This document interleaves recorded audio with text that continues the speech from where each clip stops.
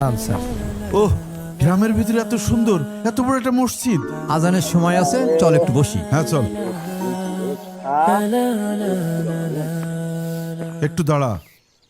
এই সাত্তার না? জি ভাই, আপনাকে তো ঠিক চিনতে পারলাম না। তুই আমাকে চিনলি না? আমি টিপু। আমরা মাদ্রাসায় একসাথে পড়তাম। টিপু তুই? আরে কত বছর পর দেখা।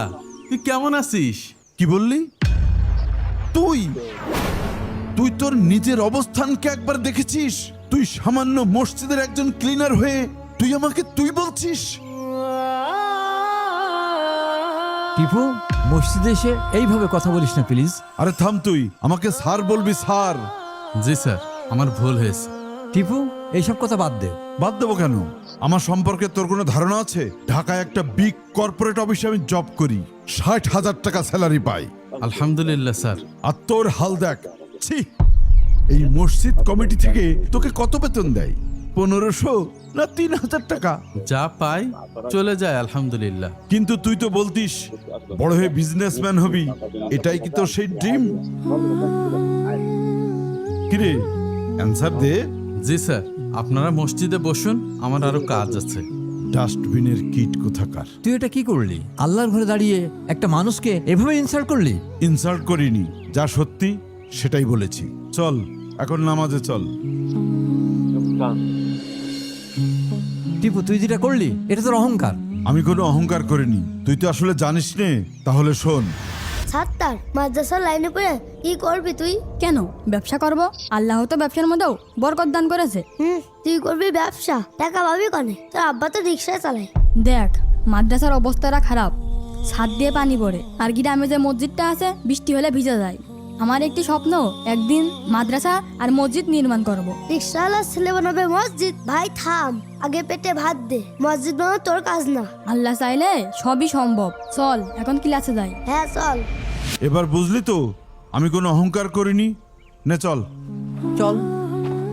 ইমাম সাহেব শুনুন, জি, আমি আপনাদের মসজিদে 1000 টাকা দান করতে চাই। আলহামদুলিল্লাহ। এই নেন 1000 টাকা। আর এই 500 টাকা আপনাদের ওই যে ক্লিনার সাত্তার আছে না, তাকে দিবেন। বেচারা খুব কষ্ট করে, গরিব মানুষ। আপনি কার কথা বলছেন? আপনাদের ক্লিনার সাত্তার আছে না, ওই যে গাছে পানি দিচ্ছে, ওই লোকটাকে দিবেন, ঠিক আছে? এই টাকাটা আমি নিতে পারবো না, কেন? কারণ এই পুরো মসজিদটা তো উনিই বানিয়ে দিয়েছে। শুধু মসজিদ না, মসজিদ, মাদ্রাসা, এতিমখানা, এই সব কিছু উনি বানিয়ে দিয়েছেন। দেখুন, আপনার কোথাও ভুল হচ্ছে, অসম্ভব। আমার মোটেও ভুল হচ্ছে না। ঢাকাতে নাকি আলবারাকা গ্রুপ নামে ওনার বিশাল কোম্পানি আছে। এছাড়া ঢাকায় তো অনেক বড় বিজনেস রয়েছে, উনি তো অনেক বড় মাপের মানুষ। স্যার, আসসালামু আলাইকুম স্যার। ওয়ালাইকুম আসসালাম। স্যার, আসসালামু আলাইকুম। স্যার, আপনি মসজিদে আসলে মসজিদের প্রাণ ফিরে পায়। স্যার সবসময় বলে নিজ হাতে মসজিদ পরিষ্কার করলে নাকি অন্তর পরিষ্কার হয়। আরে টিপু, তুই এখনো যাসনি? টিপু, রাসূলুল্লাহ সাল্লাল্লাহু আলাইহি সাল্লাম বলেছেন, আল্লাহ কারোর চেহারার দিকে তাকান না, তিনি তাকান মানুষের অন্তর এবং আমলের দিকে। টিপু, তুই বলছিলি না 60,000 টাকা স্যালারি পাস? আলহামদুলিল্লাহ, আমার কোম্পানিতে তোর মতো এমন 4000 লোক কর্মচারী আছে, তাদের বেতন আমি দিই। তারপর ছুটির দিনে সুযোগ পাইলে আমি এসে মসজিদ পরিষ্কার করি, এতে আমার অন্তর শান্তি পাই। ইমাম সাহেব, তাহলে আমি আজকে আসি, অনেক ব্যস্ত আছি, আবার দেখা হবে। ঠিক আছে, আসসালামু আলাইকুম। ওয়ালাইকুম আসসালাম।